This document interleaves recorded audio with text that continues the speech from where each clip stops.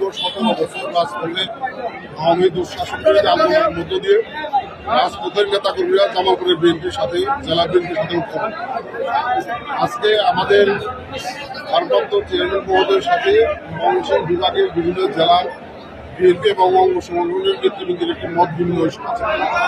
আপনারা জানেন যে বর্তমান প্রেক্ষিতে বিএনপির নেতাকর্মীদেরকে দুর্দর্শী সুশৃঙ্খল হওয়ার জন্য ভারপ্রাপ্ত চেয়ারম্যান এই মত বিনিময়ের মাধ্যমে নির্দেশনা দিচ্ছে। সেটির একটি প্রোগ্রাম আমাদের আজকে দেওয়ানপাড়া স্টার কমিউনিটি সেন্টারে ছিল।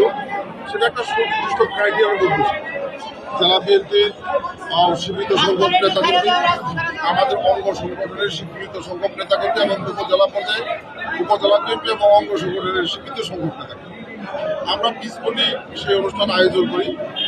আমরা অনুষ্ঠান শুরুর একটু জাস্ট 10 মিনিট আগে আমরা দেখলাম যে আমাদের জামালপুরের বিএনপির কেন্দ্রীয় দুইজন নেতা, মানে একজন নেতা একজন নেত্রী, যারা ঢাকায় অবস্থান করে, তারা 30-40 জনের একটি নেতাকর্মীর গ্রুপ নিয়ে আসলেন এবং সকলে ঢোকার চেষ্টা করলেন। সেখানে বলা হয়েছে, অনুরোধ করা হয়েছে যে এটা একটা সুনির্দিষ্ট ক্রাইটেরিয়ার মধ্যে এই অনুষ্ঠান, এখানে সবার ঢোকার সুযোগ নাই। আমার কাছে মনে হয়েছে যে তারা পরিকল্পিত ভাই গিয়েছিলেন একটি বিশৃঙ্খলা করার জন্য।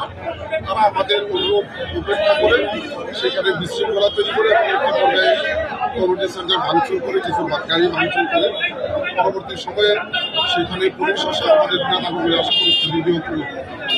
আমরা মনে করি যে পরিস্থিতি নিয়ন্ত্রণে আছে, কিন্তু একটি মহৎ চেষ্টা করছে যে আমাদের একটি উত্তেজনা তৈরি করে বিএনপির ভাবমূর্তিকে নষ্ট করার জন্য। আমরা এই ব্যাপারে সতর্ক থাকবো এবং যারা দলীয় সিদ্ধান্তের বাইরে বিশৃঙ্খলা সৃষ্টি করেছে আমরা তাদের ব্যাপারে দলীয় সিদ্ধান্ত নেওয়ার চেষ্টা করব। এটা আসলে আমরা দলগতভাবে আইনি প্রক্রিয়ায় যেতে চাই না। আমরা সাংগঠনিক যে রীতি আছে রীতি অনুযায়ী আমরা কেন্দ্রের সাথে কথা বলে সেই অনুযায়ী আমরা ব্যবস্থা নেওয়ার চেষ্টা করি।